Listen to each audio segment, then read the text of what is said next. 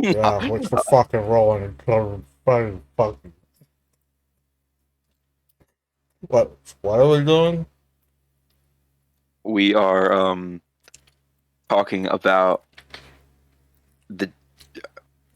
Am I started? Should I start? Yes. Okay. I don't know what we're doing here. Welcome to episode 5 of the Rated LR podcast. As you can see, we ran out of friends to invite on, so down to us again. But it's just like old times.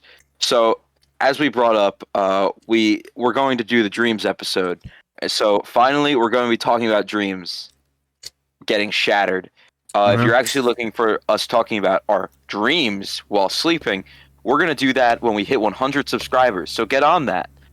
And we promise on that one. First one after 100 is gonna be the dreams episode.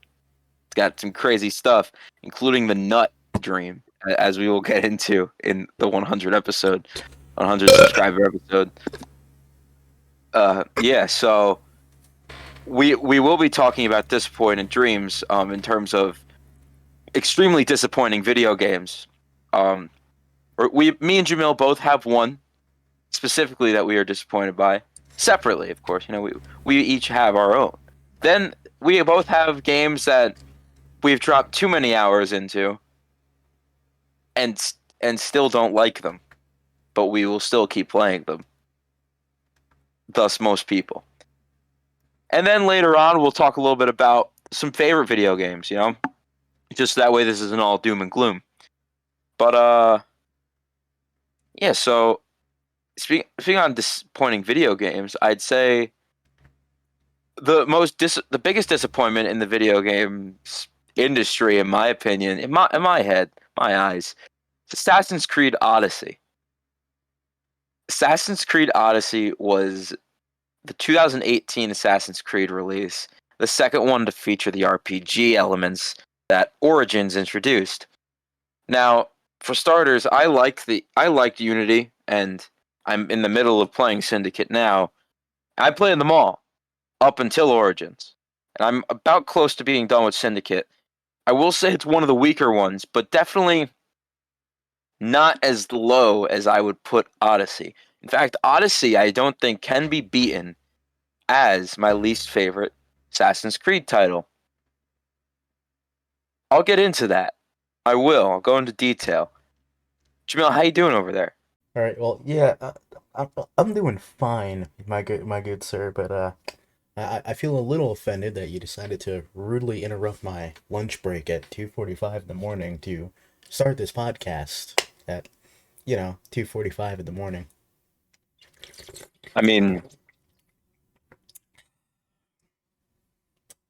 well, at least you're refreshed and ready to go. All that nutrients from that healthy diet of Domino's pizza and Domino's pizza chocolate croissants.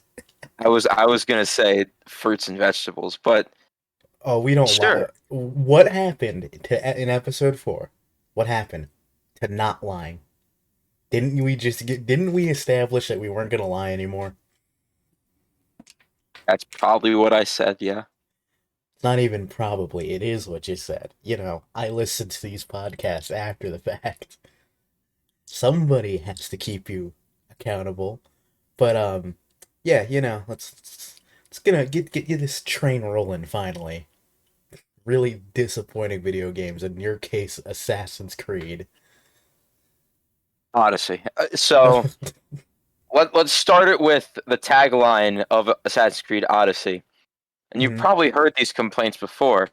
And the thing with Odyssey is you either will agree with me on these things or you will outright hate the things I say about this and disagree entirely. There's never an in between. It's never a I'm content with this game. It's either you love it or you despise it.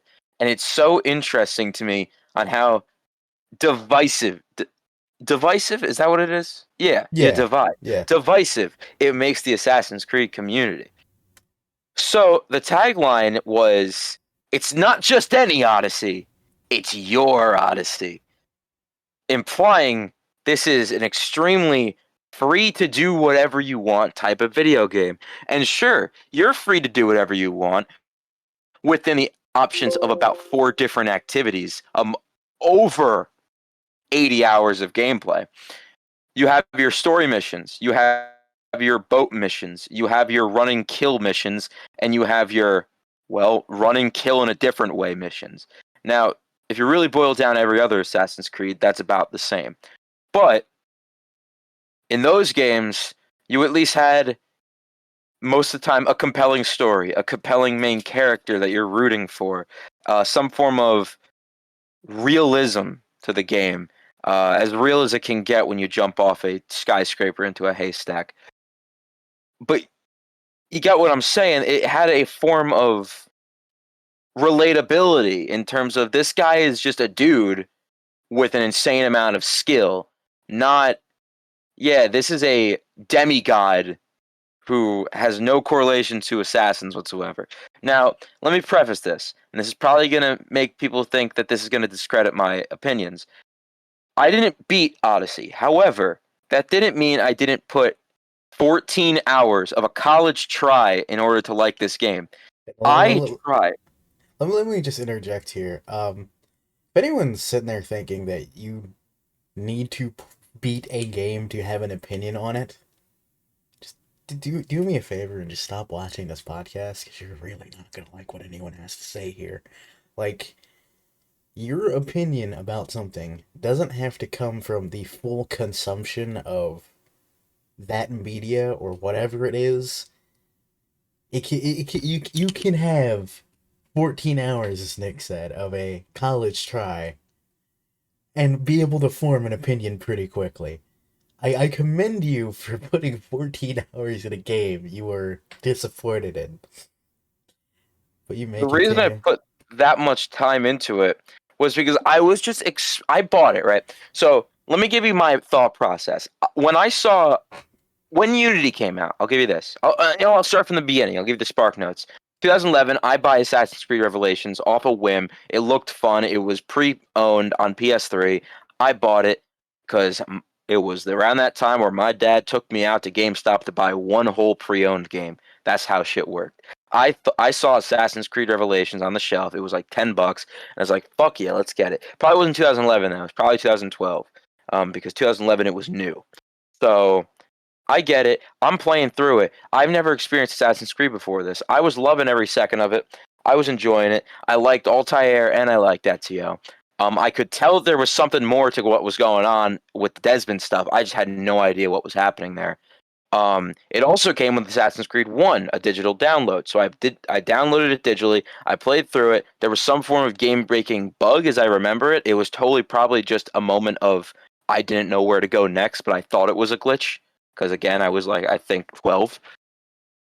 But that's my beginnings with Assassin's Creed. I didn't play 3, and I played 4 next on PS3. And then I played it again on PS4. And I played it a bunch more times on PS4.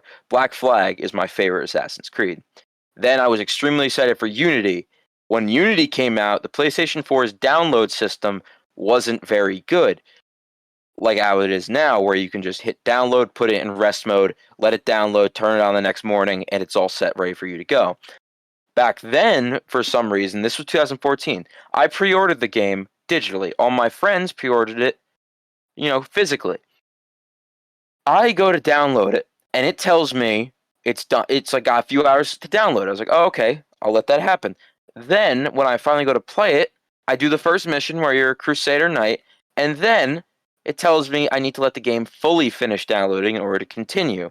I looked this up, and it says you have to go into the information of the application, and it shows you a, I don't know, this is just a random thing, but give you an idea. It would be like 24/75 gigabytes, meaning it's only 24 out of 75 downloaded. So it's still downloading. The problem here was if I turned it even into rest mode, it stopped downloading. So I had to leave the PlayStation on. This took, and not fully, I had to turn it off and on again sometimes just because I didn't want to leave my PlayStation on for this long, about 2 days for it to fully install for me to be able to play. By then, because Unity's a short game if you're not doing the side quests, all 3 of my friends beat the game, beat the co-op missions, played through it, had the max gear. I was just starting. And when I got into it, as most people know with Unity's launch, it was glitchy, it was buggy, it was a mess, it crashed a lot, it was super laggy, the frame rate was awful. I hated every second of it.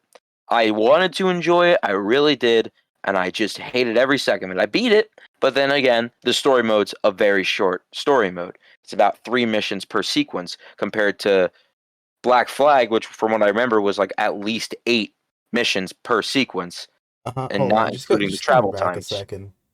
All three of your friends. You have three friends. You have a grand total of three friends. I had Unity, yes. Okay, I was about to say because No, yeah, no. I I brought in. I said 3 friends were getting the game, and I said all 3 of them all right, beat the game. all right, cool. I'm just stupid. Okay, don't worry about It's it. all good. Because I It's was all good. concerned for a second that your life was sadder than mine, and I didn't think that was possible. You know, it's funny though. We've only introduced 3 friends outside of us. Actually, 4. 4 of Hold on, them. because we have Peter, Rooney, Nick Trufalo, And Luke, Luke. we got 4 Yeah, we have four. recorded, Yep, we have a lot of friends. and plenty more to come. Totally. Anyway, um, so I love Black Flag, hated Unity, never got. So that means I never got Syndicate, and when I saw they changed the entire gameplay format and Origins, I just never touched it.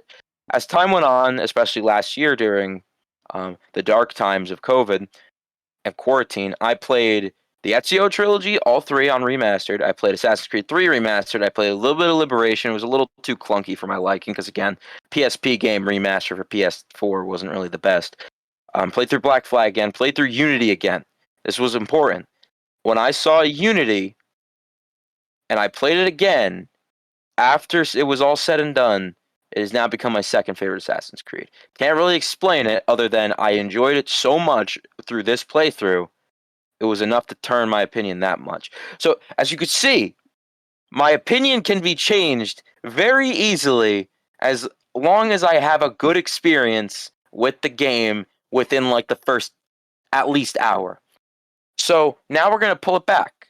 Now it's no longer 2020, it's no longer 2011, this is 2018. I'm in my senior year of high school. We are in English. We are learning about Greek mythology. I play God of War 3 for the first time. I'm really into this, right? I'm all in this Greek mythology mindset. I'm super into it at the moment. So then I was like, you know what? I'm going to give Assassin's Creed Odyssey a try. It was brand new. I went to GameStop, bought it physically for $60. I get it, buying a new game, not a big thing. But for me, I don't usually buy games fresh out unless it's something I'm extremely excited for. Like a Dragon Ball game, I'll get into that. And like something like a superhero game, some shit like that. I'm playing through Odyssey, and I'm playing through it. I'm actually enjoying it at first, right? Because I'm expecting. I don't know what I'm getting into. I didn't play Origins, but I knew how that goes. It was supposed to be the beginning of the Brotherhood. I didn't really put 2 and 2 together on the time periods, so I was just kind of expecting, other games in the past would bring in the assassins at some point. And I knew this game was a very long game, so me playing through it, not really seeing anything other than I have an eagle, and I do the leap of faith sometimes when I jump off of a ledge. Only sometimes, though. It's Assassin's Creed game, so of course I'm gonna see the assassins eventually. And one of my friends is like, "How is Assassin's Creed Odyssey?" And I'm like, "It's pretty fun. You should get it." So he gets it on PC. I have it on PS4. We're having a great old time. We keep telling each other, "Yeah, we're doing this, we're doing that." I'm going here. I have this gear. It's really cool. And then I start to notice how repetitive it's getting. It's just becoming a run here and kill those guys, and then run back and listen to like one line of dialogue. And this game falls into the problem that the Arkham games have, and I love the Arkham games, but it's talking head syndrome, where most of the dialogue comes from the character model standing perfectly still with their head slightly moving, with their lips moving to match the voice acting. Well, in Odyssey, sometimes the lips didn't even match up. Sometimes they didn't even move. Um, but it's even worse. So, and then you get into it, and when you get that upgrade, if it even was an upgrade, again, it's been 3 years, where you can jump off a ledge and not take any damage no matter how high the fall, it's like, okay, well, then the leap of faith is pointless. But then you start to realize this isn't a game about assassins. This is a game about a mercenary killing cultists. That's what this is. Oh, and I also have some superpowers. So when I started to realize that, I was like, oh, so this isn't an Assassin's Creed game. This is a Greek mythology game with the Assassin's Creed name on it. So that led me to a, well, why is it called this? Then I start to think maybe this is the beginning of the Templar Order, which I'm pretty sure that's what it was. It just didn't really portray that in its story well because, well, the fact I can't remember even the slightest bit of the story other than whatever gender you didn't pick becomes like the main villain. There was a cult, and your mom was there. That's what I can remember of playing through 16 hours or whatever the fuck, 14, 16, whatever it was. It was around there. That's how much I remember. No, it's not like, I played through Assassin's Creed 3 once, and I can remember the story beats like Hatham's reveal as a Templar or meeting, God, I can't, Zio, Connor's mom, when you raid the fortress and you save all the natives. When I remember beating up the thugs outside of the Davenport homestead, shit like that. Like I can remember all that off of one playthrough because I was invested. I loved that game. But with Odyssey, just the sheer fact that it was my Odyssey and I can't remember a damn thing about my Odyssey. Maybe I managed to make every boring choice in the book, but I highly doubt that because I believe every choice in that game is boring as fuck.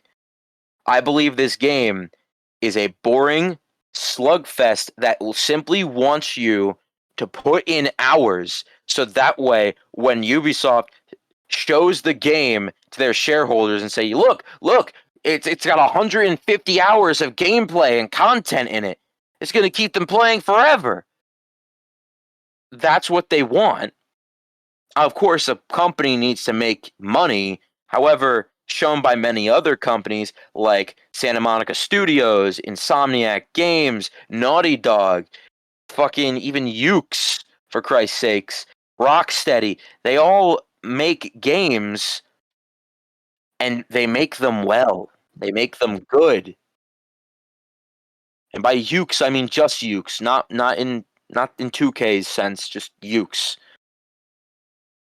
They make good games and they make a fuck ton of money for those good games. Then you have Assassin's Creed, which it's just making money off of the name, not the games anymore. If they were to release a remake of Assassin's Creed 1 with Unity's engine, not Origins, it would sell like crazy. Why? Because it's Assassin's Creed. The format that it ever started everything revamped for the current day, and it's just the beginning.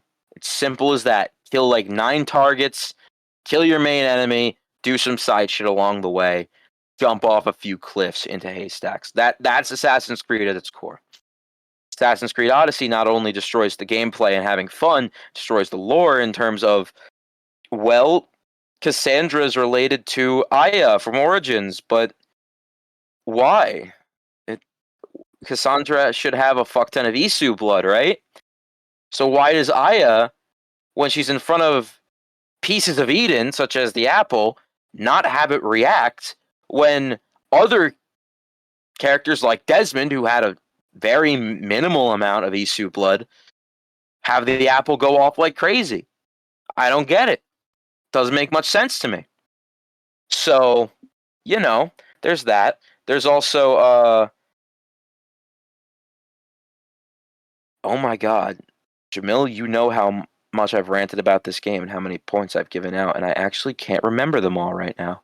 Yeah, Maybe Odyssey's if that anyone's fucking wondering why I'm forgettable. just like sitting here and not saying anything, it's because I've heard most of this before, and I've whatever I can interject with has been established. This has been multiple conversations over multiple days for me, and so far about 17 minutes for you guys. So you're getting peak rant here on Nick's end.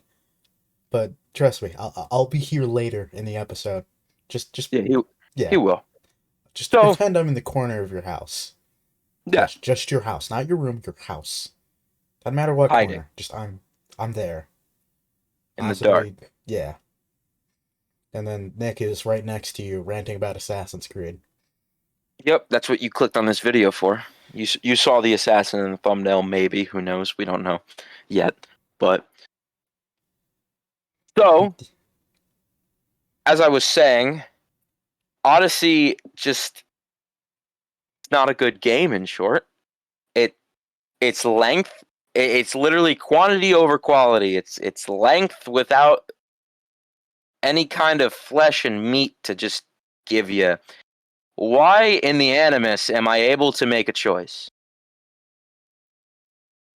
This kind of bugged me more than it should have. But when you take lore that's been established and you break it just for the sake of making sure that all those articles, all those news people that make articles on your game say that you can play as a female or a male, you're more concerned about that than keeping whatever shitty story you had intact. So, as established through all the Assassin's Creed games, when you are in the Animus, you are not the person. You are not Ezio. You are not Altair. You are not Connor. You are not Edward. You are literally watching them. You are living as Edward did. You're not doing things that Edward could have done. You are doing things Edward did. He, in terms of 100% completion in the game, Edward did all of that. Obviously it's a video game, you can choose not to open those chests. The idea is when you die, it says desynchronize, not you have died. It says you desynchronize. You desynchronize from Edward's path. Edward didn't die falling off a cliff. You did that, you dumbass. That's why it puts you back where the last time you were fully synchronized with Edward's memories were. When you are Ezio and you are running through these caverns and it says in Revelations, and it says, do not get shot by the guards. And you get shot. Then it says 80% synchronization. It's because Ezio didn't get he didn't get shot. So it was saying you will get fully synchronized with Ezio's memories if you do not get shot. When you are talking to someone, it's what Ezio said all those years ago. It's not what you're saying as Ezio. So in Odyssey, the excuse is the bones and remains in DNA are so old that they have to fill in the blanks. That's the idea behind the choice. That's stupid. Why would you even be able to access a fully fleshed out Greece with broken up and shitty DNA? How? How is that even possible? I get it, video game logic. I shouldn't be arguing with this shit. But in terms of everything that's been established, that's not even remotely accurate. Like, Altair, in the first game, they try accessing a memory later in his life with fully complete DNA because it's coming from a live person who's his ancestor. Not ancestor, descendant. But they can't even see 2 feet in front of them. They can't see the faces on the people around Altair because they're not synchronized with him. So they have to start out earlier and make their way up there. Why is that same thing that's established there not present in Odyssey? I don't care how many times you're going to say, "Oh, the Animus got upgraded." I don't care. That's not a good enough excuse to change everything that's been established. Like, the fact that these choices that break this lore don't even make a difference. The fact that I can go into a village, kill everyone in sight, fucking old lady, and I'm still the hero of the story. Like, my choices don't affect Cassandra or Alexios. They don't affect them. Like, I could literally choose the dickhead option out of 3 options. The voice actor will say it with a mild attitude. the person I'm talking to might get a little upset. Then the next line, I could choose the nice option, and it's like that first thing never happened. It's choice for the sake of there being a choice. It doesn't matter. Your endings, the fact that there are shitty endings, not bad endings that should make you feel like shit for how they end. No, no, no. These are endings that you made out because it's your Odyssey, and you are disappointed in it. You're like, wait, so I just spent 80 hours playing this game, making my choices how I would make them, and my ending is them sitting at a table eating food, slightly discomfortable for the fact that I killed the main bad guy, which just so happened to be my sister slash brother, because you can't tell the gender of this skeleton. You can't tell the gender through this DNA, but you can make out the depictions of a fully fledged pantheon. So yeah, Assassin's Creed Odyssey will forever be in my heart as the worst RPG game, the worst Assassin's Creed game, and as I have not played many, the worst ancient Greek game.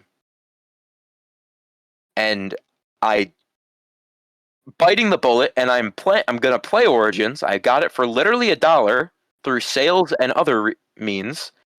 I was gonna say if So you, I was gonna bring up the Origins thing because I don't have much to say on Assassin's Creed other than Origins and it being a particularly disappointing game. So I'll just say what I have to say about Origins real quick before yeah, you sure, go continue. nuts. So obviously, Nick just said it. Said it. He got Origins for really cheap. I'll let him be the one to drop the ball on how cheap. $1. Yeah, whole dollar. Fucking Origins, like, because it was the first Assassin's Creed game I played after the last one, which was Liberation on fucking PS Vita. So that's a large gap of time between Assassin's Creed games, and I eventually went back and played Black Flag, but fucking Origins is so different from what we had previously, and like it did so much different where like your stealth fucking the core of Assassin's Creed is a stealth game. It's for Odyssey And too, by the way, because it's the same concept. I still do believe Origins did whatever it did better than Odyssey, for the sole fact of I know a fact Odyssey can't be better than Origins. It can't be better than Valhalla. I'm standing my ground here and saying Odyssey is the worst one. Continue. but Origins it changed the gameplay so much that your stealth options, your basically bread and butter of Assassin's Creed games is your secondary options. So much so that they almost become meaningless because these lovely little fucking over-leveled enemies that you have to fight that it would be fine in any other game. Oh, that enemy's 2 levels over. Who cares? That's not a big enough threat to me to be an issue. Like I can deal with that. In Odyssey, anything that's a level over than you will skull fuck you. Like Same with you Odyssey. stand Yeah. you stand no chance. It's just not fair. It's not fun. And you have to sit there, go grind out a couple levels, One more come thing to say back, about Odyssey, and then after you're done, and then I'll wrap mine up. mhm, come back, realize, that didn't really change much now, did it? Get skull fucked again, and just repeat the process. So much so that I never finished the game, and I've played maybe like an hour, hour and a half of it. It's just like it ruined Assassin's Creed for me. And when I saw Odyssey, the trailer for Odyssey, I was like, I wasn't excited because it looked like more of the same. Valhalla looked like more of the same.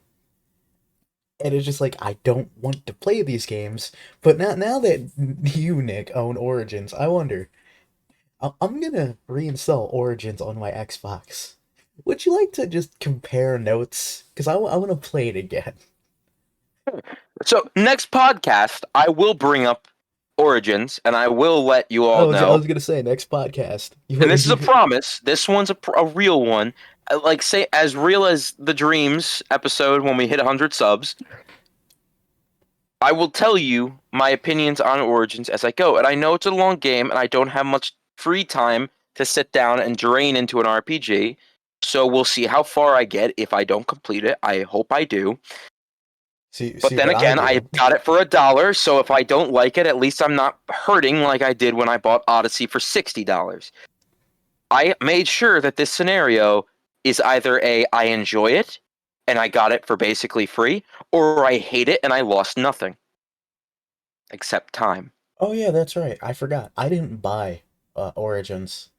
It came with my Xbox, so I didn't have to pay for. Well, you paid $1. I paid nothing.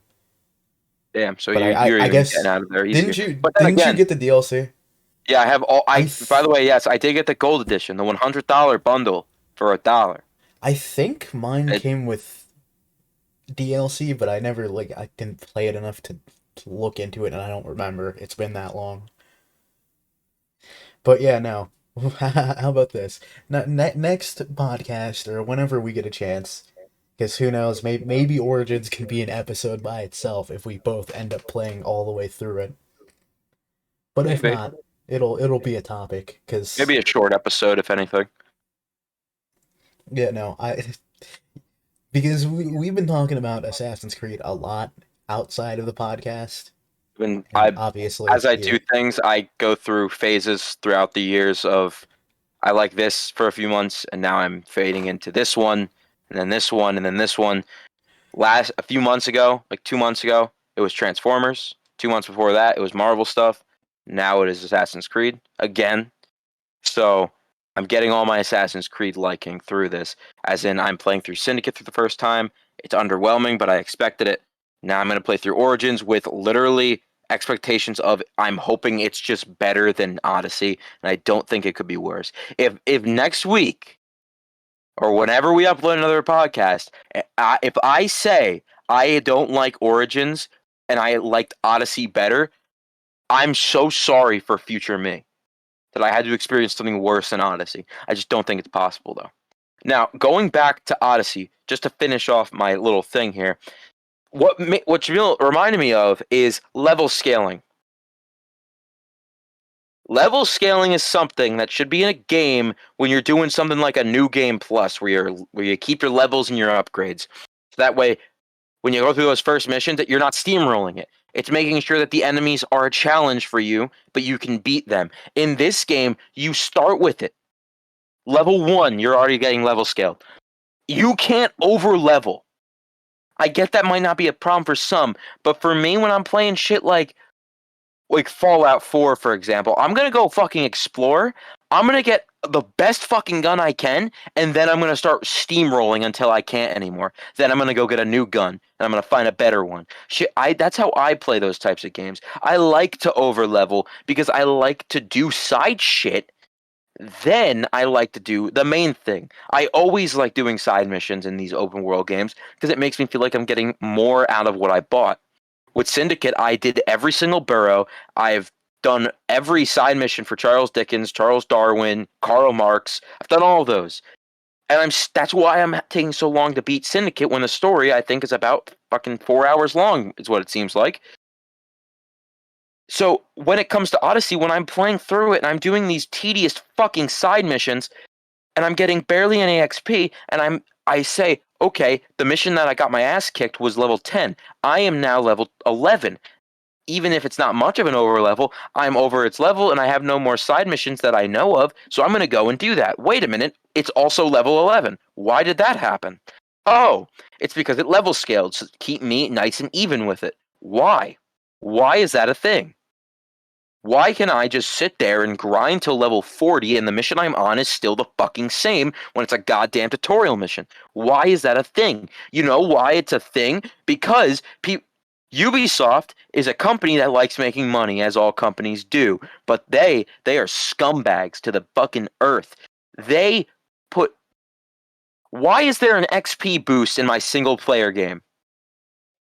Yeah, hold What the on. fuck is that for? Why You am I just. spending money, real money, so that Mhm. way I get a 50% permanent XP boost? Meaning this isn't just a yeah, this is going to help you for an hour or two. No, this is permanent. This changes your game for the rest of time. You're paying a DLC to make your game easier to play. Why do I have to pay more money to make the game easier for me to enjoy when it wasn't enjoyable in the outright? This is a game that's fucking dog shit. The naval combat is a downgrade from any of the other ones, even Assassin's Creed 3, which is the first one. How the fuck did they do that? I get it. It's Greece. They don't have cannons. They don't have mortars. They don't have fire barrels. They just have arrows. Okay, then why the fuck is it worse?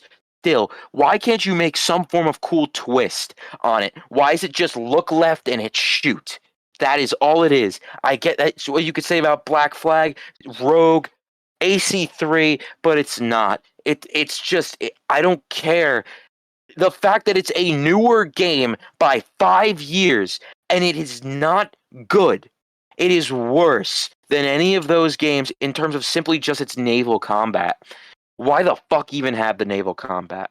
Why have this is another little gripe. Why have two halves of the map separated by just land, so where you have to make the boat fast travel just to get it into the other ocean? Where's my realism? What if I don't want to use fast travel? What if I want to sail the entire way? I can't. I have to fast travel because the land goes from one end to the other. I can't go across with my fucking boat. I need to fast travel and then run for fucking 10 minutes to the shore just so I can put the boat in the other ocean for maybe 10 minutes. Then I gotta put it in the next one.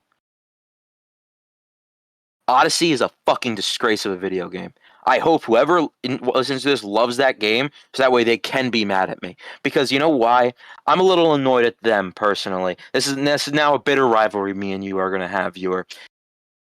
The reason you love that game is the reason Assassin's Creed is gonna get worse. The fact that Odyssey has like a 90 on Metacritic is a fucking mind-boggling, crazy thing. The fact that people like that game for more than simply just mindless, mind-numbing dog shit content is hilarious. I am such an easy person to please. My favorite video game is a linear run around and shoot. My favorite video game is Uncharted 2. I love that video game to the end. I am an easy person to please. I will even say, shit, if you know this, 2K19, WWE 2K19, all the 2K games are bad. 2K19, arguably the best one out of the 2K games besides 14, but that doesn't count. I love that game. I am an easy person to please. Odyssey, literally at no point after maybe the 10-hour mark, pleased me. I was just waiting for it to get good, and when I realized it wasn't, I stopped. That is what I'll say on Assassin's Creed Odyssey. Oh, That's it. before we finish our Assassin's Creed discussion, I actually have a question. Does Odyssey have microtransactions? Oh yeah, it's fucking That's loaded with it. That's what I wanted to fucking bring up in fucking Origins. You can the Ubisoft quote was quoted as saying basically, "Oh, there's no microtransactions in Origins, but if you want to buy those nice little loot box gags with the Helix credits, you can get them in game." Okay, where do we get them in game? You get 200 for beating the game. And if you bought the $40 season pass, wait, stop for a second. Bought the $40 season pass. Yeah, it's the $40 season pass. It's that's not DLC. That's our season pass. It's not. That's not. Don't. Fucking season passes, battle passes, any of those fucking things that fall into that piss me off so goddamn much. But that's a whole fucking different story. But Me? I the mean, heat. Hold on. DLC. I'm not done. Sorry. Now I'm gonna cut you off here. Fucking the whole microtransaction thing, and oh, but you don't need to buy the Helix credits. You can earn them in game, but you can only earn them by beating the game. You get 200 for beating the game, but you can buy more. And you can only get more if you buy more. Or I guess maybe if you beat the game again, you get another 200. But who the hell is gonna beat the game just to buy Helix credits? For what I'm pretty sure are just for like cosmetic costumes. Now, again, those are just cosmetics, but why the fuck is some of this basically locked off behind a paywall. Like, why can't I have my fancy costume and not have to fucking buy, let's say, 500 Helix credits for 4.99?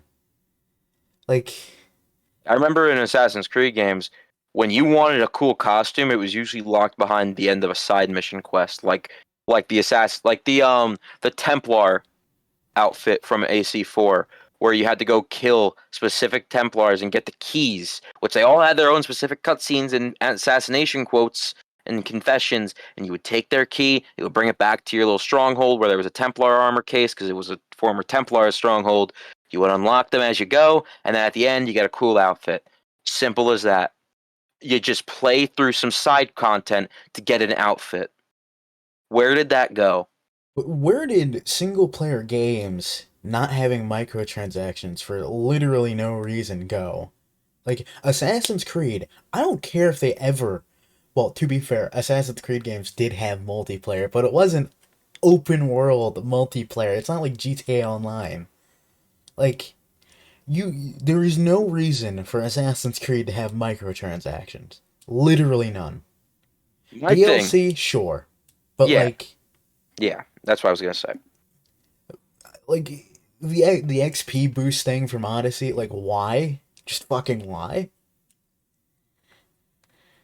Like you shouldn't have to pay to progress faster. You shouldn't have to pay to buy costumes that are already in the game, that aren't even DLC. They're already in the game.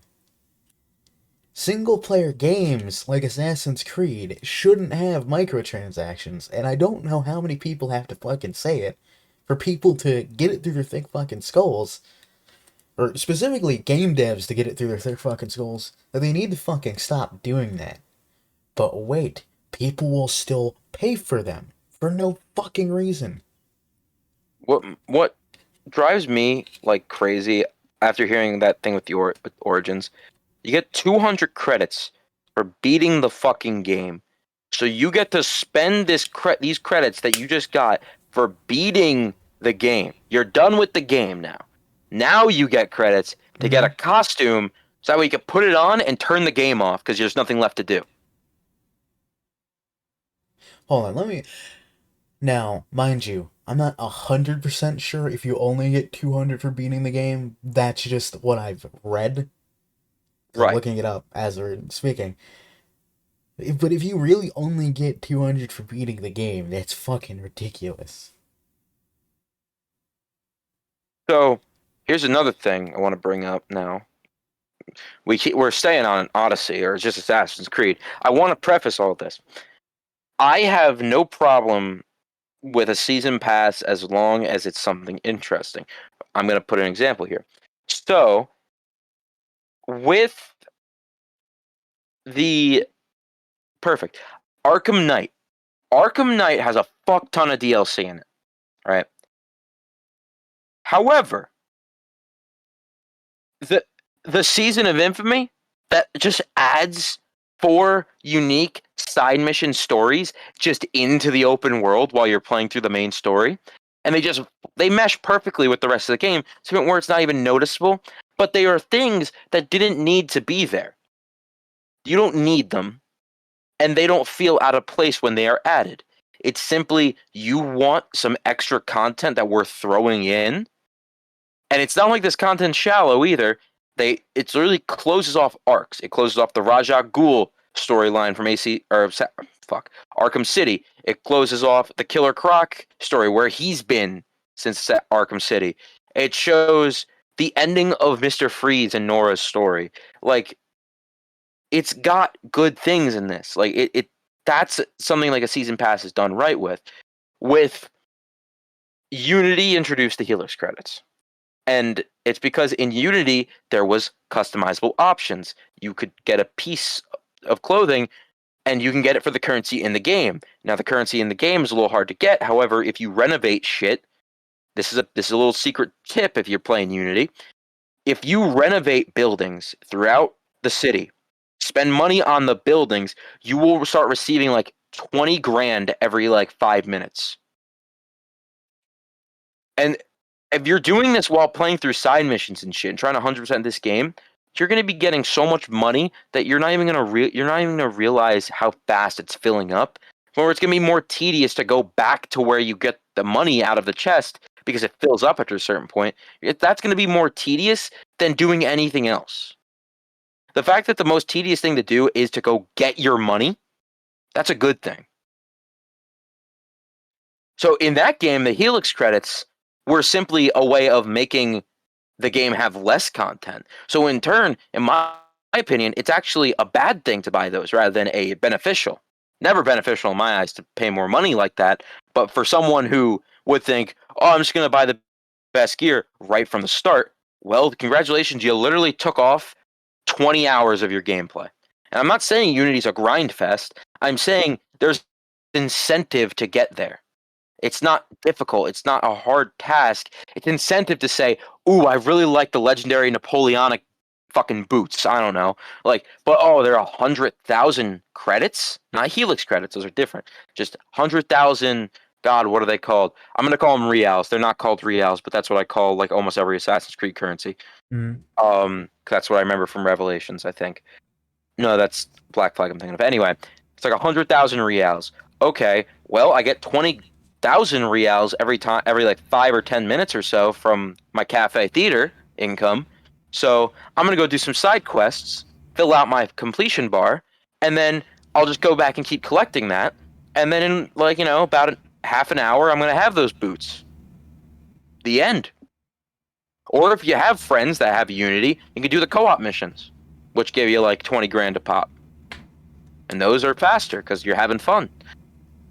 With Syndicate, the Helix credits are in there. They even have fucking outfits. I don't know why the fuck you would spend DLC money on outfits for that, but or money on DLC outfits.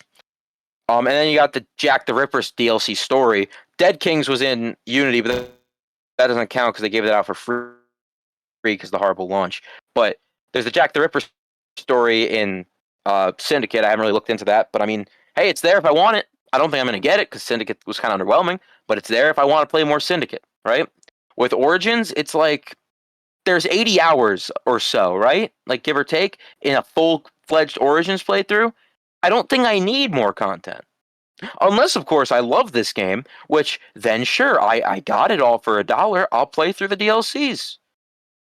But when some outfits are behind money, again, not doesn't I don't need it. I'm not gonna buy it, but it shouldn't be there in the first place.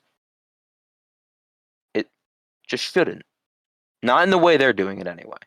If you want to put like a set of outfits behind like 99 cents and they're like, "Oh, look, it's outfits from like the side characters of Assassin's Creed 4 or some random bullshit like that." It's like, "Okay, that's cool. It gives me incentive to buy it. They're character outfits I'm familiar with. That's kind of cool." Or like, like literally something like that. Like I get it, cosmetic changes are what they have, but like they shouldn't be how they are presented if that makes sense. Right, is that your last thing for Assassin's Creed? Yes. Okay, I well, I was I gonna say, hope I hope the future of Assassin's Creed is better. I don't think it will be, but from what Valhalla did, it's not really looking like it's gonna get any better from here. So yeah, no, we really didn't bring up Valhalla too much because it you is must more of have the experience same. with it. Yeah, and Or neither I don't. I definitely don't.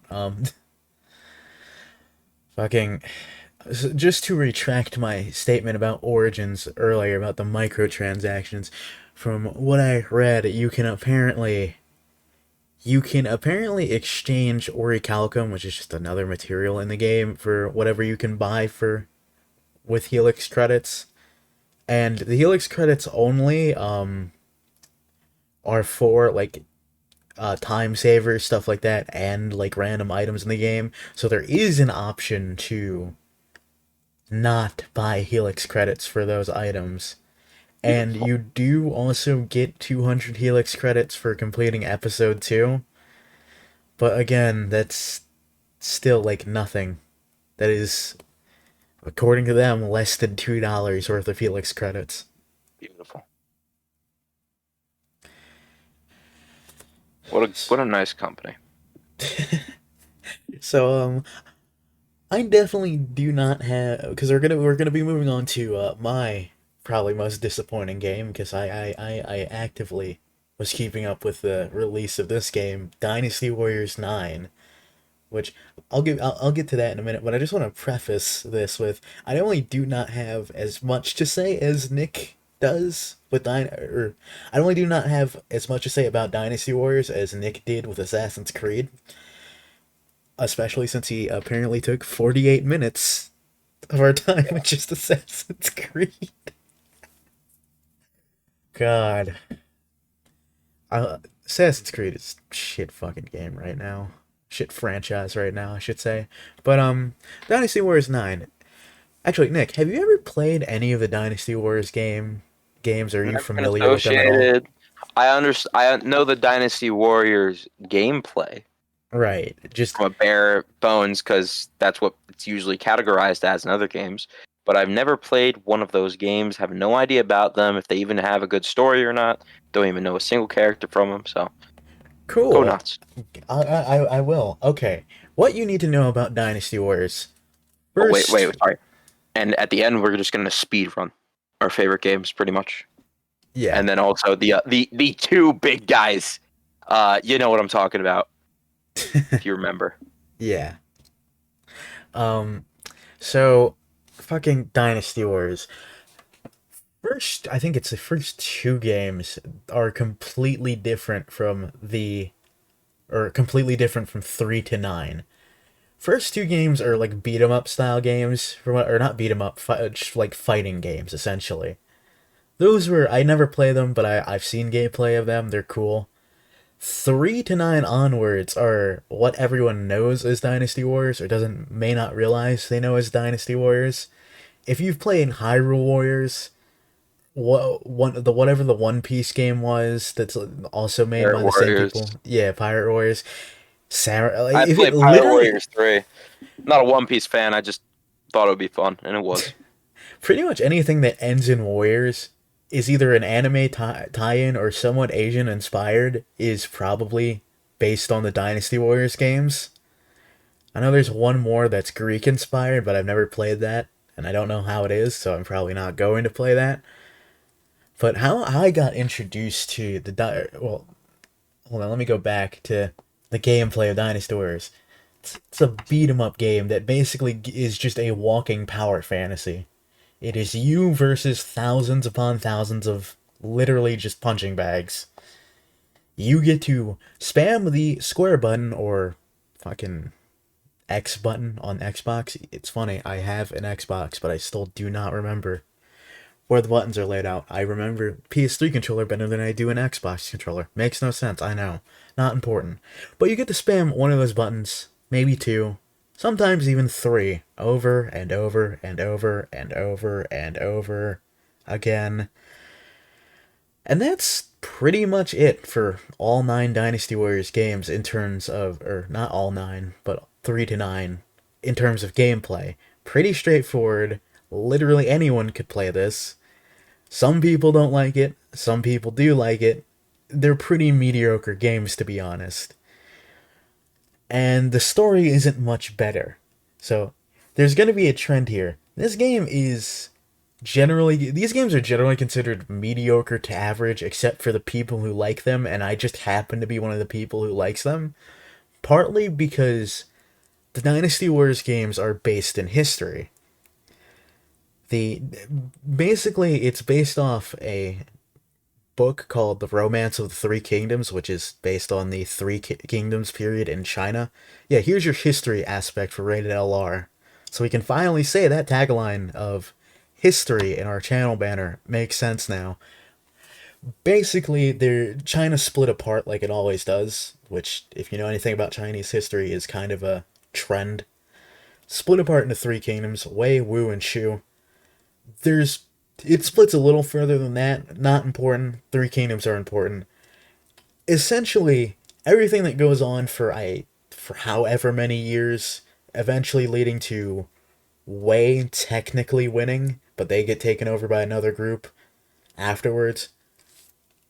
that story isn't told over the course of nine games. That story is the entirety of every one of those games. The story is the exact same in every game. It just gets updated a little bit with new visuals. Occasionally, new characters are either added or removed based on whether or not, I guess, they find out more information about what actually went down during that period in history. Just Even though picture it's memories for the future. especially if it's based on more so the book, which I find weird but not important.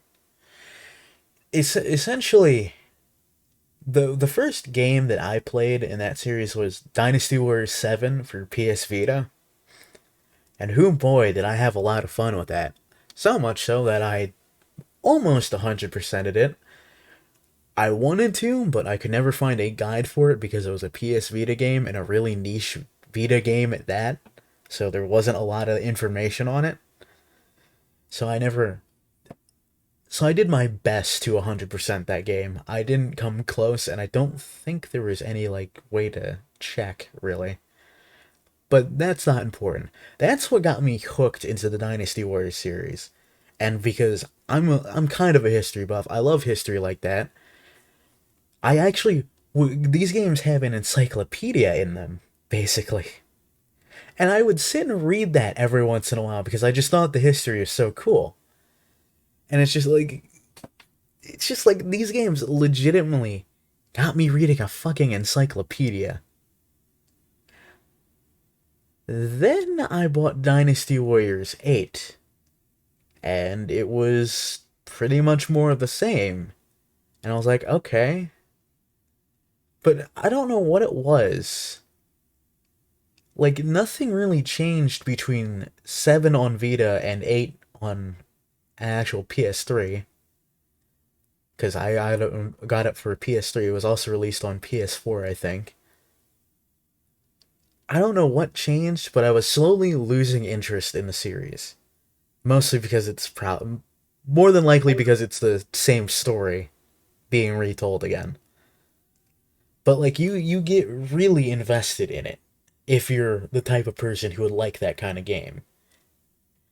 Then I happened to just go on YouTube one day and noticed there was gameplay of Dynasty Warriors 9 already being shown off, and it looked completely different.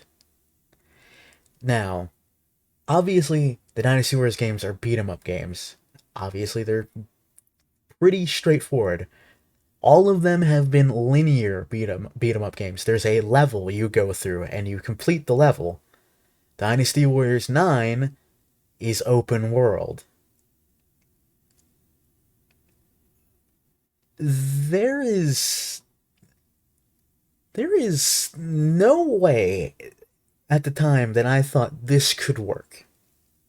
You took a series that for eight games, I'll just start saying eight instead of separating the other games that aren't. They know what I mean. Essentially, you took a game series that had 8 games that were the exact same, basically linear games contained in individual levels, and tried to make it open world because this is around I think towards the middle or end of the open world trend for video games where like suddenly every video game had an open world, and for a lot of games it worked. Dynasty Warriors 9 was not one of them. When I first watched the gameplay trailer, what I noticed was the enemies aren't really moving. They aren't really reacting. And I was like, okay, this is probably like really early footage that they're showing off for some reason. I don't know why, but it looks like it plays exactly like Dynasty Warriors. The way you move around the map is kind of cool. Like it's not really restrictive at all, and like it does have open world mechanics, but what they showed off was it. Like it had the bare bones minimum requirements to be considered an open world game. And like And Odyssey. Yes, pretty much less than Odyssey. I can guarantee you it's less. That that Like blows my mind. like whatever you think Odyssey is, this is probably like 2% of that, and that's not probably not even an exaggeration. Is probably not even an exaggeration. It had the bare bones minimum for it being considered an open world game. You essentially just had a giant map of China, which admittedly visually looked good, and they changed how the beat 'em up combat worked. They made it less button mashy. They basically kind of introduced combos for all the characters. They're all pretty much the same combo for all the characters, but they changed the gameplay and for the better. But because they did such a subpar job on the open world aspect, they kind of lost what made Dynasty Warriors good. Like if it was just the new gameplay with the new beat 'em up mechanics, and without the open world, and it was still just a linear level based beat 'em up, that would have been great. Dynasty Warriors fans would have loved that because the gameplay got updated. It's different. It's refreshing. Still the same story. Can't really change that if every game is the same, like based on the same story. Like you can't do that. Story being the same isn't the issue. The linear levels, not really an issue. The gameplay, the beat 'em up portion of it, was getting repetitive. That was the issue. They fixed that. But then they also made it open world. And then it was also just kind of a buggy mess. And then, as I mentioned earlier, what you could see in the trailer, or the earliest like gameplay trailers, was the enemies not really moving. Now, mind you, on the easiest difficulties in Dynasty Warriors, they are kind of brain dead, but they will occasionally still attack you. In the gameplay trailer, I don't know what difficulty they were playing on, but they just didn't move. And after the game came out, I saw all these reviews, as negative as you could possibly get, just universally panned. It was a fucking mess on release. I didn't buy the game, but I did end up playing it later, and I will get to that. But my initial reaction to this game was, Jesus fuck, look at everyone shitting on it. I even went out sought people who were known for playing the Dynasty Warriors games, who were reviewers who were known for playing the Dynasty Warriors games. They shit on it. Like there was nothing really likable about this game except like the new beat 'em up mechanics. That was it. It was either dog shit in most of the aspects it tried to like be innovative in, or it was mediocre in the rest of them. And it was also just it also didn't fucking work. Like your game shouldn't be this buggy on release. And when I saw those early gameplay trailers, I thought this was gonna come out in like year and a half from now, at the earliest. Like that's what it felt like. It felt like you were watching the early alpha development of a game. Like you like, and then I think we're gonna go back here because I think what I did is I started searching around online for any information I could find on Dynasty Warriors 9 because this was before Dynasty Warriors 9 ruined the Dynasty Warriors games for me. I found their website for the game, and then I found out it was coming out in like 2 to 3 months. And I was just like, oh god, there is no way this is going to be good. This could be average, which is the best I can hope for, or it's going to be terrible. And it ended up being terrible. Now, we're going to go forward in time to after all those reviews came out, and I was like, damn, I'm never touching this. And I saw it go on sale a few times, but the problem with Dynasty Warriors games is I think if I remember they're either 40 or $50, or I think it's $60 for Dynasty Warriors 9 right now, and $40 for 8 and any of the previous games, which is way too damn expensive for those games if you've played them, you know. And because 9 was such a colossal failure, there's no reason it should be $60 still. It might have gone down in price afterwards. I don't know. I haven't looked since. But I did decide to go back, look at some reviews. Notice people were saying they did fix most of the issues, but none of the ones that were gameplay related because you can't really fix those after release like you can fix bugs. So I was just like, damn. And I kept looking at like the gameplay footage on the Steam page. Decided to go look up some more YouTube videos, and I was like, yeah, they definitely fixed a lot. It looks a little better than what it was, and it looks interesting. And I was like, still not worth buying for $60, and still only kind of good now.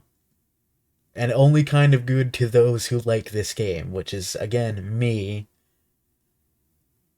So I noticed they had a demo on Xbox One, and it basically was you could try out like one of the characters from the game for like I think an hour or two basically. So I did that and I played it. Loved the new beat 'em up mechanics. Had a decent time traveling around the overworld. Though I do think it's a little large even with like you have a horse to ride around on. I still think it's a little too large for that. And I also couldn't figure out how to fast travel if there was a fast travel, which obviously that didn't help. But that's more of a me thing. That's more of a me issue rather than a game issue. But again, the overworld mechanics basically boil down to you can hunt animals, and that's like the only one I remember. And it is like the hunting mechanic is just like the best way to describe it is like a Unity asset flip. If you know what those are, Nick, right? No. Because I'm gonna explain anyways. But Okay. basically, like you ever see those really shitty indie games that are just like a bunch of assets slapped together in like 5 minutes and then sold on fucking Steam for $5? Yeah. Basically, it can be summed up as that. Like three like random like tigers, deer, any animal that you can find in China will just show up. And the way you hunt is with a bow, obviously, because it's kind of I don't know what year it would be in China because I don't remember, but basically bows were commonplace. It is like the worst like way you could have a bow and arrow in a video game control. Can I Like ask there's no just for feedback whatsoever. so can I ask, is it just a maybe not these controls, but like this idea. So you aim, and when you are aiming a bow in most games, you expect it to be like you have to hold down Mm-hmm. the fire button, and then it like draws and maybe shakes a little bit, and then you let go, Doesn't right? do any of that. So There's it no just so you just click it, and they just fire the arrow, right? Yeah, At you full literally just have velocity to always. get your cursor over it and kind of hope that it works. So what Odyssey's bow is. Really? Yup, I forgot it had a bow until you said it because it's the most worthless piece of garbage in the game. You're better off just using the goddamn weapon that they give you. I can't fucking remember what they were, but yeah.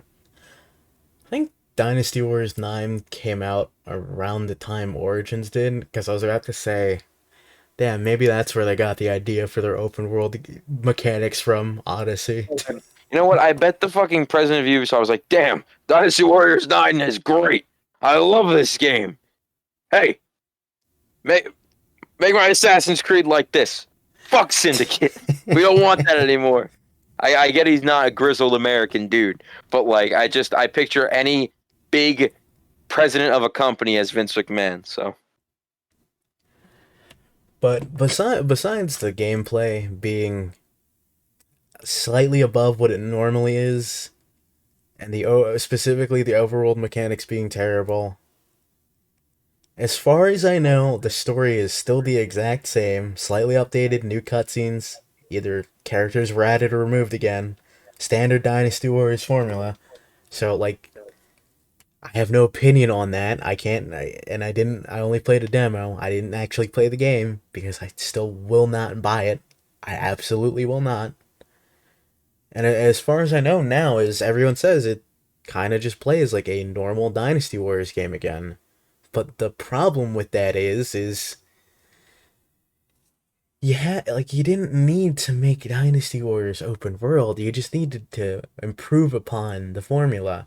And as far as I know, we're never getting a Dynasty Warriors 10.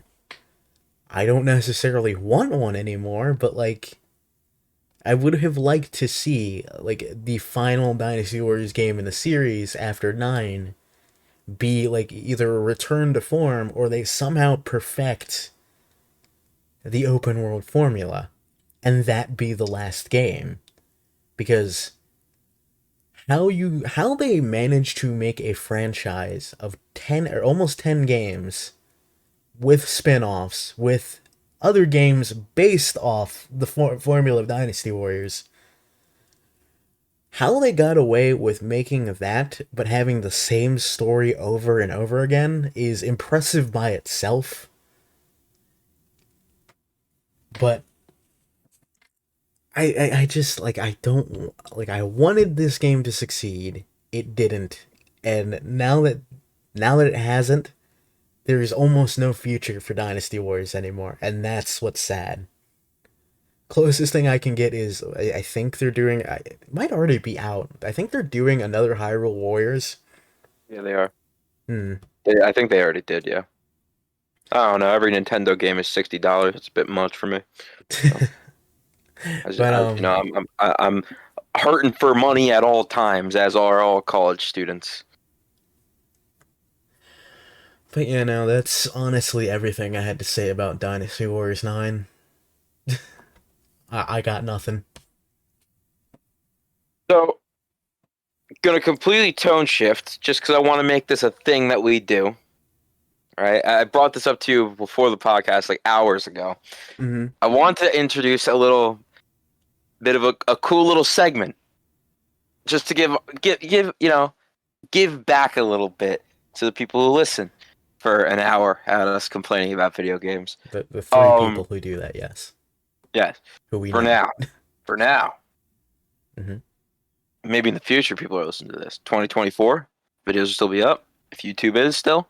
But anyway, I would like to do a little bit of a song suggestion thing Oh, where we both kind of just are like, I like this song right now. It's kind of just like a song I really like right now. Just go give it a listen, pretty much, if you'd like. And since we both have pretty conflicting, preferences in music, I feel like well, I so why not? well, how about this? We test our audience here. What? Just anyone who is listening in the comments. What music do you think I listen to? Just right now. Just do it. Keep in mind my skin tone. You know, for reference, top right of the video. Just keep that in mind. A black guy. Yes, I am a half black guy. I'm also half white. But would If you I would were you like to go first for your song suggestion? Because I sure. have one. So as you will come to find out, viewers, Jamil already knows, I am a heavy punk rock guy, metal, stuff like that, post grunge. By the way, so these songs don't need to be like, yeah, this is like an indie classic. You never heard of it before. Hotline Bling by Drake. It doesn't gotta be like that. It's Miami by Taking Back Sunday. Came out in 2006 on the Louder Now Deluxe Edition album. And yeah, I mean, this is pretty much all it's gonna be. Just like, yeah, I've been listening to that song lately. Go nuts. Good song. It's got a fast beat. It's just got a continuous rhythm. Switches up the lyrics on you a little bit. It's a pretty good like 3 to 4 minute song. I know all the lyrics as of now, so I'm not saying I'm proud of it. I'm just saying, that's how much I like it. So Would you like? for yeah, I'll go. For my song, I have something a little different to what the viewers probably thought it would be. I am not going with rap, hip hop, or R&B, though I do mostly listen to those genres. I also listen to a lot of power metal. That might come as a surprise to all three of our listeners. Culture. But I've actually mentioned this song to you, Nick, before. It's "Camouflage" by Sabaton, which is actually a cover of a song. I forgot who originally wrote the song, but it's a neat little song because it's actually a story, not based on true events or anything. It's just a nice little story about a Marine during Vietnam. It's got an interesting twist to it.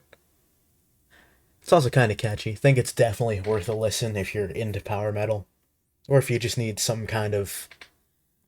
It's kind of sea shanty esque, like that kind of just like I guess bouncy kind of I rhythm was gonna to say it. like a bouncy rhythm, yeah. Yeah, if you're in the mood for that, basically, I'd suggest you go listen to that. Yeah, that's pretty much what I want to do that like every podcast. We have guests, we ask them, like I'll and maybe throw I'll throw a Spotify link in the description for both of those. all right, yeah. I mean like we might forget sometimes, but it's like something I want to try and do every Mm-hmm. episode, you know. Something different, Um unique. yeah, that way I don't know, just something be like, "Oh yeah, what's the song this week?" Or what's the song this episode. So, we're just gonna we're gonna do this fast. We're gonna do this fast. So, those were two disappointing games on release that we, played and dropped. These are games that are like a black plague, hooked to your neck, sucking the life out of it. One of which we've both played, and the other I exclude. Well, you played it for like a day, but I have Freeze played, exclusively played for apparently 8 years. and I've played the first one for 5 years. No, yes, 5 years this October. Mine is Xenoverse 2, Dragon Ball Xenoverse 2, and if you know, I have a channel solely locked in to Dragon Ball Xenoverse 2 content. A little funny because Dragon Ball Universe 2 content's dead, but no one else wants to watch. No one wants to watch anything that isn't that. So that's why I stopped making videos on there. Xenoverse 2 is a great game that had potential of being greater with its third entry, and they just never made the third entry. And I will say that because Fighters, I love that game. I've learned to love it. I used to not because I was bad at it, but I've learned to love it. Um, Fighters definitely did what Xenoverse did in terms of bringing Dragon Ball video games into mainstream and did it way better because it's very popular. It's pretty big amongst fighting games. Xenoverse 2 is a whimper, a sad little whimper. It had a good story, it had a good concept, and it fell flat because it's still releasing DLC 5 years after release. And it's just all the same problems are there since day one.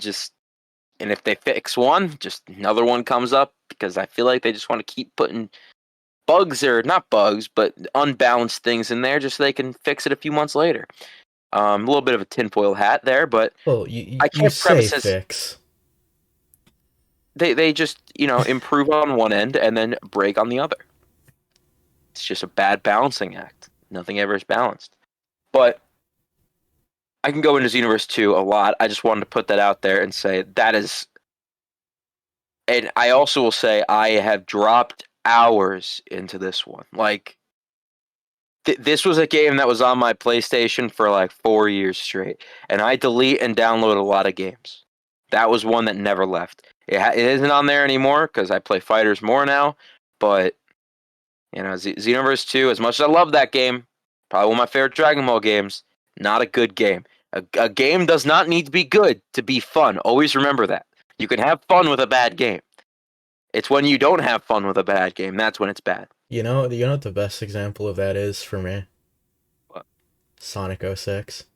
I had a lot of fun with that game, and it is notoriously bad.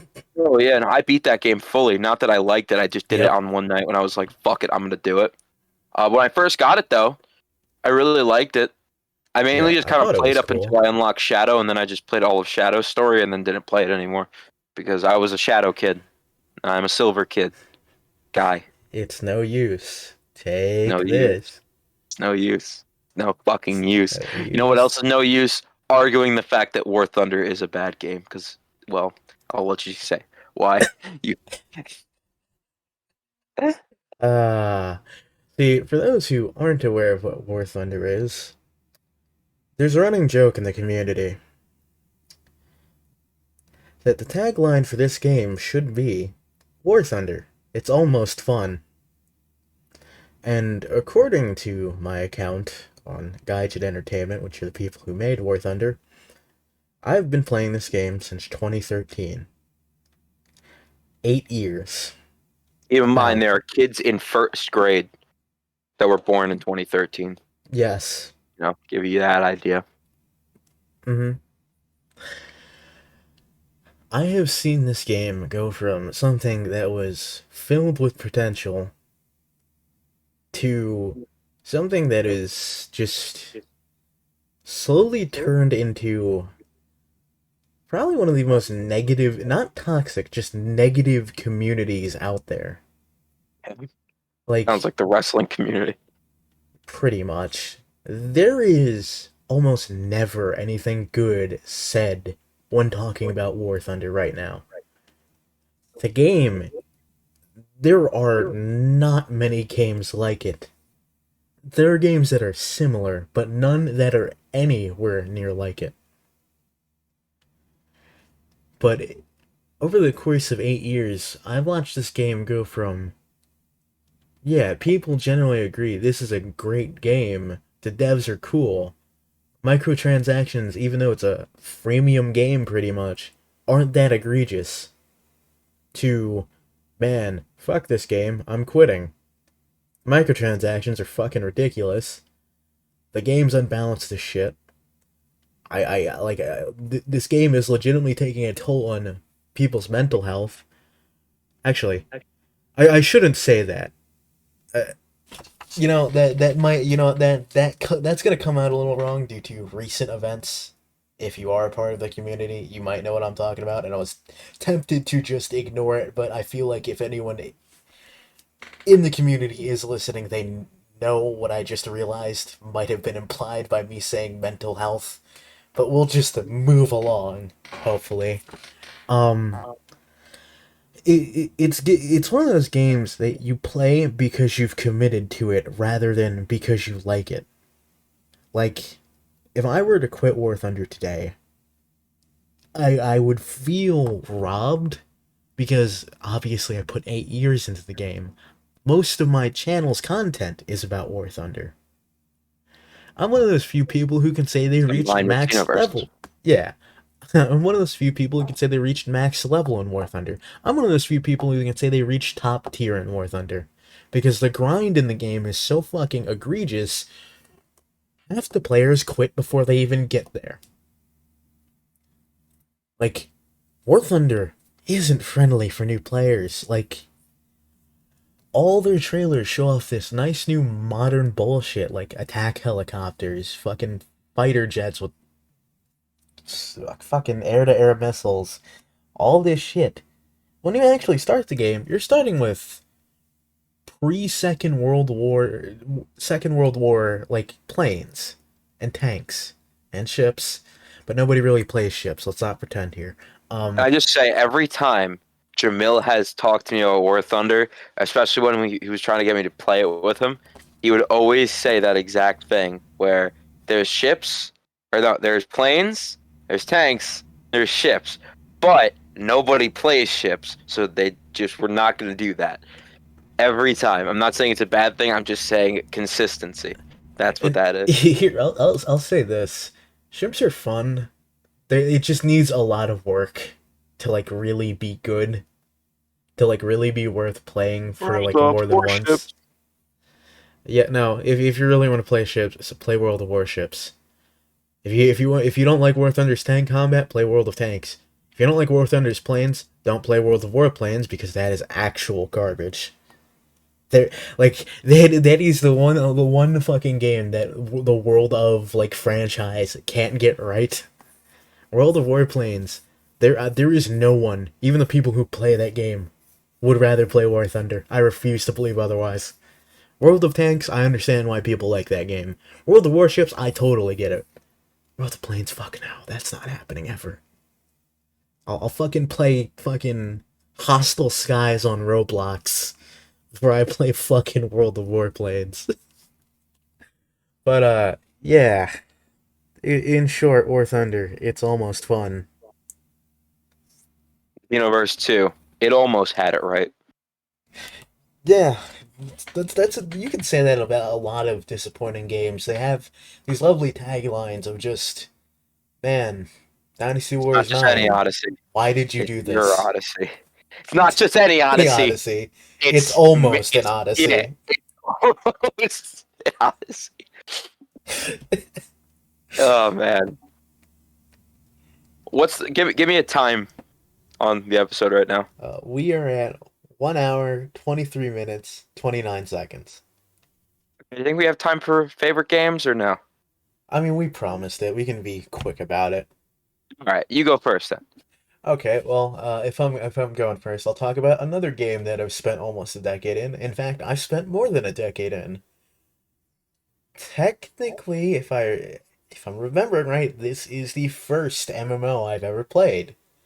It's a 13-year-old, very niche Lego game called Blockland. You might know it as a Roblox clone if you, I don't know, frequented the internet around 2007 to 2010, because there were a weird number of videos of Blockland versus Roblox. Blockland copied Roblox, Roblox copied Blockland. If you were a kid during then, you were on one side of the fence.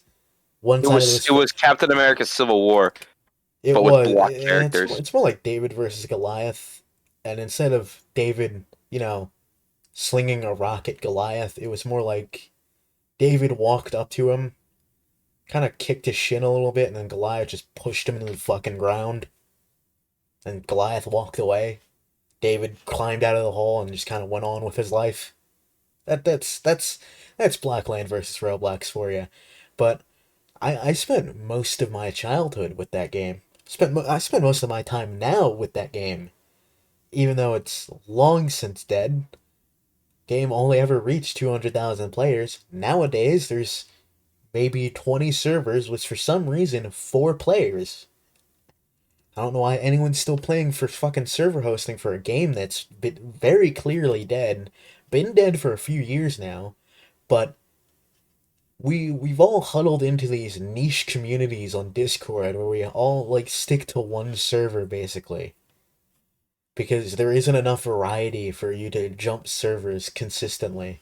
Like you usually play maybe 2 or 3 and the other like you have your main one and the other 2 come around every once in a while. The main one is usually one of the dedicated servers that's still up. Mine is this niche little fucking game mode that we just refer to as grapple knife. Don't worry about what it is. Shit, I could do a whole episode on Blockland. That will definitely be like at least 20 minutes of an episode on just what grapple knife is. But just know it's my little niche community of however many people. I didn't bother counting. But This reminds me of Cars 3 when they see Lightning McQueen, like those people, like the Derby guys from that town. mhm. They're like seeing like McQueen on the TV. They're all like cheering. It's like that's my boy. Yeah. That's all the Blockland guys when you just brought them up. God, none of them know about this podcast. We gonna keep it that way? I don't know. I might tell one of them one day. Just kind of has to come up naturally. I'm not gonna be like, "Hey, I have a Yeah. podcast. You want to go watch that?" And then It's be a like, super fun "Yeah, podcast where we sure." shit on video games for an hour and a half, Fucking, or you we know go an what? hour without a single cracked smile. If I ever get to do that Blockline episode, we can totally invite one of them on. For reference, Nick is aware of some of the members of the niche community I'm in. But yeah, no, Watch that from the that's outside, like looking in through a window at night. yeah. Long No story one knows short, I'm there, but I understand the scenario. long story short, one of my favorite games of all time. Spent my whole childhood on it. It is literally just online Legos, basically, and it's one of the reasons I want to be there when it finally officially dies. I want to be one of the last people there.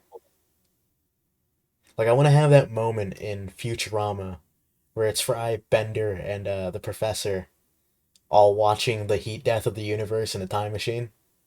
That moment where they're just watching it go by because they think they can't go back. I want that moment. And then to finally be free of a 13-year-old game that I started playing when I was, I want to say it was 8, and I'm now 20. That's what bothers me.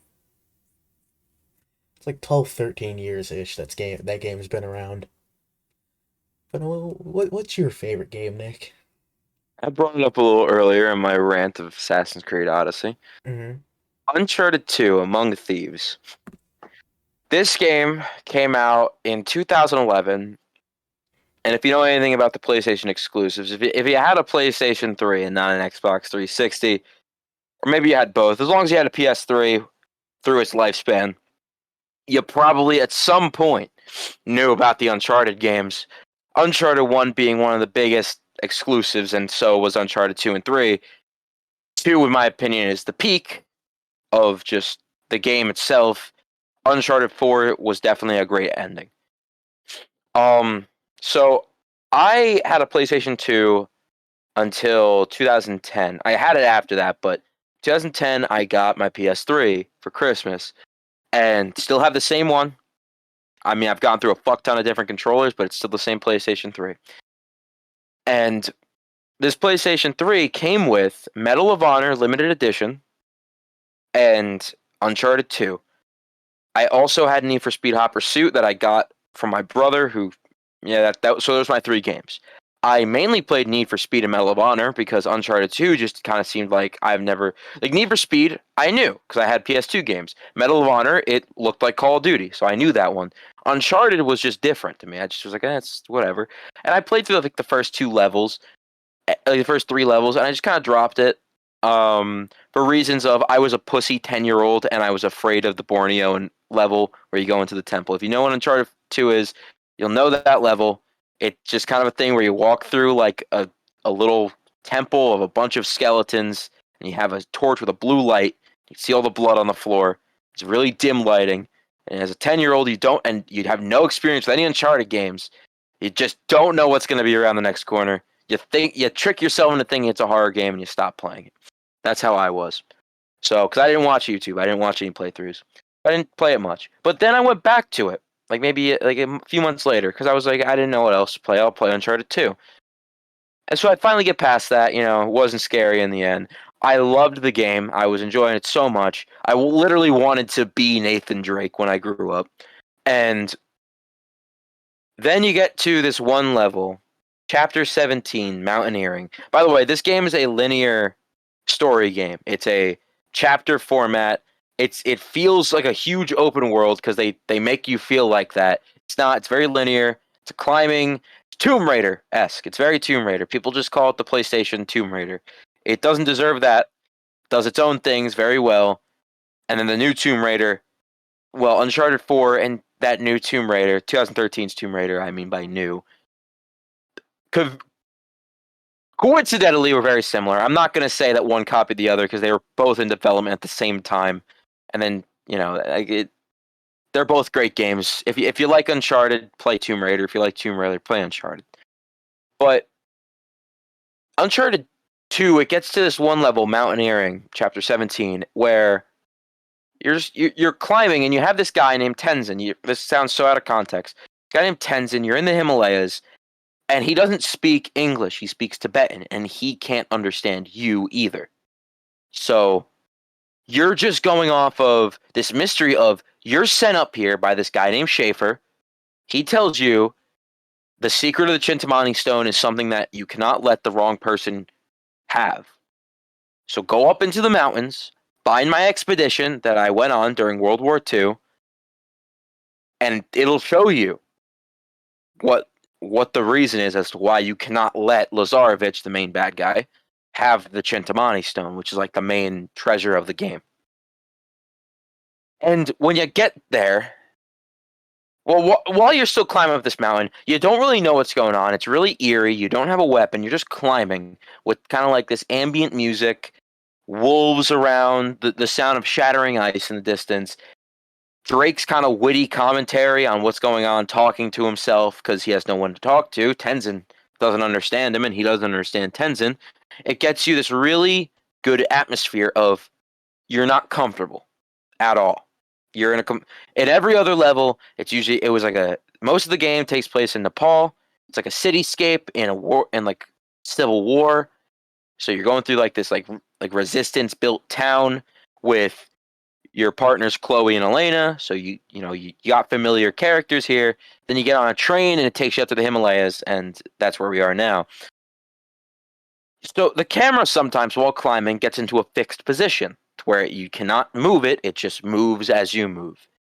So you're climbing up this wall and it starts to zoom out more and more and more until it stops. Where it's very zoomed out now, and there's a rock like covering half of your screen, and you're just kind of like, what is that?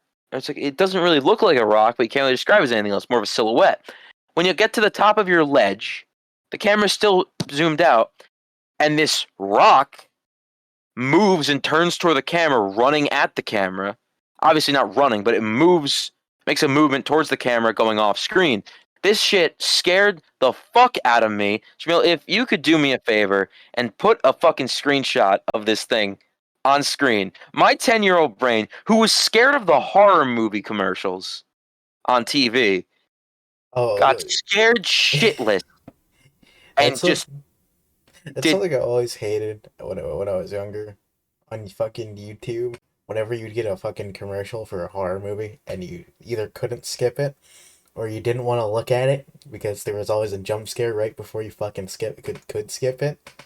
It's just like why even have the option to let a fucking 10-year-old see this shit? But yeah, again, I was a pussy. I got scared of this. I paused the game. I turned it off. I was like, I'm not playing for that again. So I kept that save file there. And I played through the game up to that point, I swear to God, multiple times just because I wanted to play Uncharted. Of course, a few months later, Uncharted 3 came out. And that's a whole other story. Not going to get into it. We don't have much time. But then I didn't beat that. And then I went back to Uncharted 2. And I didn't beat it. No. I don't think I touched it for a while because I also bought Uncharted 1 and got like halfway through that game. And then finally I beat Uncharted 2. And I just it becomes this game where it's like there's so many like memories with it for just being a single player like 6 hour long campaign and having a very mediocre multiplayer that the servers are long dead. And I'm not talking about like no one's on them. I'm talking like they got shut down in 2014. It's just like it's one of those games that like has this story that's so simple. You're just a guy looking for a treasure, and you get caught up in this fucking crazy psychopath's path to power. And it becomes less of you just want this treasure because it's a big sapphire. You find out this deeper secret to it that all the Uncharted games have this sense of supernatural bit to it. Like in Uncharted 1, you find El Dorado, but El Dorado isn't just a city of gold, it's a statue. But then you find out this statue isn't a statue, it's a sarcophagus. And inside, there is a dead body that has a plague. When you breathe in this plague, you become like this mindless, feral beast, pretty much, that just wants to kill whatever is in front of it. And the whole thing is the bad guy wants to use that and literally it's so realistic. Wants to sell it as a chemical weapon on the black market. That's as simple as the plot is. Go from dickhead treasure hunter to dickhead good guy. Nathan Drake, in the best way to describe him, he's like a modern day Indiana Jones. He's super smart, He's just got that dickhead charm to him that Nolan North brings a great character to. And every side character complements him greatly. But that's the thing with the Uncharted games, they're never a deep story. They're they're just like a fun jaunt, very simple story that has its ups and downs for your character, and usually goes through the hero's path of start out, you go up, you find someone, then something happens that brings you to rock bottom, and you climb your way back up and fight the main bad guy and win. That's how every Uncharted game goes, and Uncharted 2 is no different, but even if it's as similar as Uncharted 1, 3, and even 4, I think Uncharted 2 stays at the top and will forever stay at the top as my favorite video game. Through nostalgia, which most time that's what a favorite video game comes out of, through its gameplay, simple but fun, through its characters, and its just level design, it's great. A lot easier to talk about things you hate than things you love. And that's definitely right here. I spent 50 minutes talking about how much I hate Assassin's Creed Odyssey, and about 15 minutes talking about how much I love Uncharted 2. That's the theme of today's episode. Lesson to take home with you. Yeah, no. Here's your moral, not really moral lesson, but I don't know, health and wellness lesson for today from the Not Rated a, LR podcast crew. it's not a bad thing to talk relentlessly about how much you hate something. Like when you come home from a day at work or school and all you could do is talk about how bad it was, you're not going to say to yourself, "Yeah, but I didn't have fun in that one class, or I didn't have some fun at work." It's just you gravitate to the things you hate more than the things you love, because the things you love in your head, you don't need to explain them. You love them. You just that's it. Yep. With things you hate, you can't understand why you don't love them. So it's almost like when you rant about them, it's a justification to other people as to why you hate it so much. That Like that's that's you, kind of where it comes down to. you eventually got to learn to appreciate all those small little things you enjoy, even if they are brief. So God, that was a hell of an episode. yeah, Just in terms of length. Yeah, it's now 4:28 in the morning for us. We're Whew. gonna we're gonna Wrap this up. yeah. In short, everything here was opinion based, as obvious as it is. I Well, know some except for people Cold are going to Thunder. be leaving about halfway through the Odyssey rant, but I'm giving it about 5 minutes. Then we'll make it but past the intro. yeah, no, they're instantly going to hate the Odyssey rant. And if they make it past Odyssey, I don't see them getting as frustrated at the Dynasty Warriors things because Odyssey is a bigger game that's loved by so many. Dynasty Warriors seems to be the generalized opinion of no one likes it. Yep. Xenoverse 2 coming from a Xenoverse. It's so funny how we both put up the games that our channels are based off of as the ones we don't like. But those are a different kind of disappointment where we have fun. Like I said, See, you can have fun with a bad game and still have fun. Just because it's bad doesn't mean it's not fun. If it's bad and not fun, that means it's a game you hate, like Odyssey or Dynasty Warriors 9 in particular. yeah, no, it's a different kind of hate. It's not that you legitimately hate the game, it's Right. you are so disappointed in when it isn't succeeding. Like when you see it falter, it's like, damn, this game was good, now it's mediocre, and it's Most fun I getting had in worse. Xenoverse 2 was the first few months of its release and the beta. Those were the most fun I had in that game. As it went on, just so many people that I played with stopped playing. It was just me against the fucking trash that plays that game. No offense, guys. I played it too. I mean, We're I all will say trash. this: I played Xenoverse 2 on PC. Everyone's trash on there because nobody has a controller for some reason. Like, I don't know how You have anyone PC beat most of the Xenoverse time. 2 with just a keyboard, but I commend you. Strong will. Like, strong will only to get clapped in 5 minutes by somebody with a controller. All right. Well, thank you guys for listening to us rant about this stuff.